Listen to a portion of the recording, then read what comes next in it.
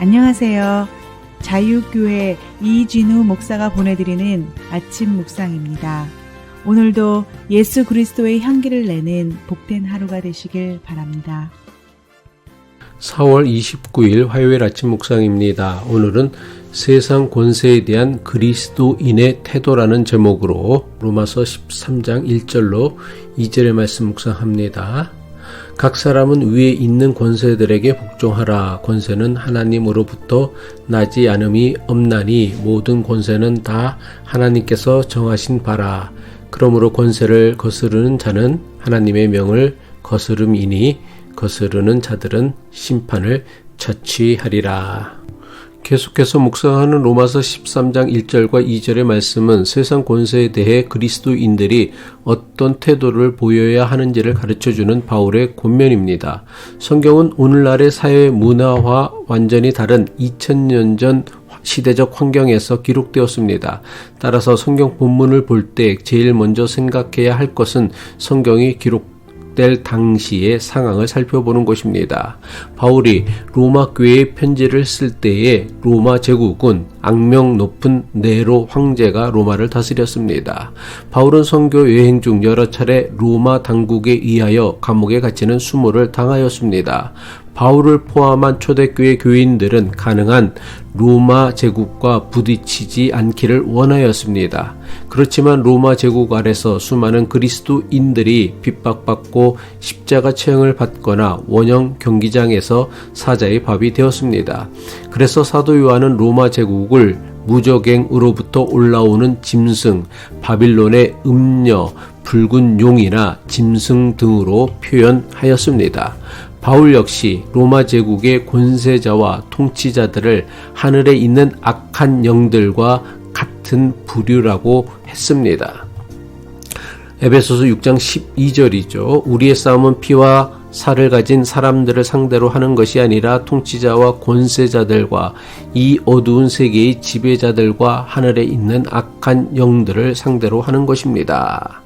바울이 활동하였던 당시 로마 사회는 황제가 신으로 여겨지는 절대 왕정 시대였습니다. 황제가 자기의 백성을 살피고 잘 돌보기보다는 백성들이 절대적인 황제를 섬겨야만 하는 시대였습니다. 따라서 신으로 여겨지는 황제가 통치하는 로마 제국에서 초대교회 성도들이 선택할 방법은 많지 않았습니다. 로마 제국에 순종하며 살든지 아니면 반란과 폭동으로 제국을 무너뜨리는 것 말고는 별다른 선택이 없었습니다. 초대교회 지도자들은 반란과 폭동을 반대하였습니다. 로마 제국을 뒤엎을 능력도 없었거니와 그럴 마음도 없었기 때문입니다. 초대교회의 지도자들은 로마 제국의 통치자들에게 기독교가 정치적으로 위험하거나 적대적인 신앙운동이 아님을 밝힘으로써 부당한 핍박을 피하고자 하였습니다. 의사 누가가 로마 제국의 고위 관리로 알려진 데오빌로에게 누가복음과 사도행전을 기록하여 보낸 이유 중 하나도 기독교에 대한 로마 제국의 오해를 바로잡고자 함이었습니다. 누가는 누가복음과 사도행전을 통해 기독교가 로마 제국에 해를 끼치는 종교가 아니라 오히려 제국에 유익하다는 것을 알려주려고 했던 것입니다.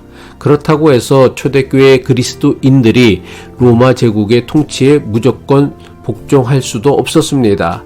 당시 로마 황제는 신으로 숭배해야만 했으며 로마 제국 안에는 온갖 우상 숭배가 난무하였기 때문입니다.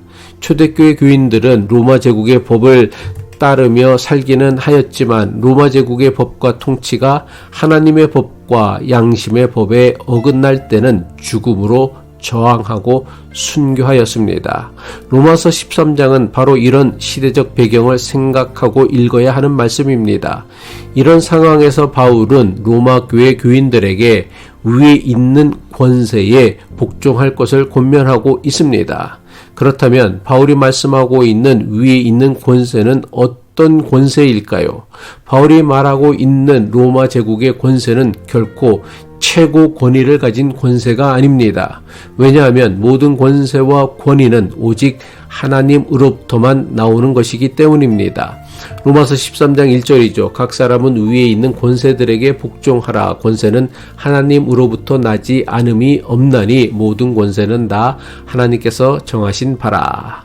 바울은 위에 있는 권세들에게 복종하라고 하지만 바울이 강조하려는 핵심은 모든 권세는 하나님께서 정하셨다는 말씀에 있습니다. 만일 세상의 어떤 권세가 자신이 최고 권위를 가진 것처럼 주장한다면 그것은 틀림없이 하나님을 대적하는 악한 권세일 뿐입니다. 그러므로 세속 권세는 절대적 복종을 강요할 수 없으며 하나님께만 해당되는 절대적 헌신과 사랑을 요구할 권한도 없습니다. 절대적 복종과 무조건적인 사랑은 오직 하나님 한 분에게만 해당합니다. 바울이 말씀하는 권세에 대한 의미를 제대로 이해한다면 권세에 복종하라는 말이 절대적이고 무조건적인 복종을 뜻하지 않음을 알 수 있습니다. 위에 있는 권세에 복종하라는 바울의 권면을 권세자들에게 복종하라는 뜻으로 받아들인다면 이것은 로마의 신들에게 복종하라는 뜻이 되고 맙니다. 따라서 바울이 권면하고 있는 위에 있는 권세들에 대한 복종은 세상의 권세가 하나님께서 정하신 질서를 바르게 지킬 때만 복종하라는 말씀입니다. 기도하겠습니다.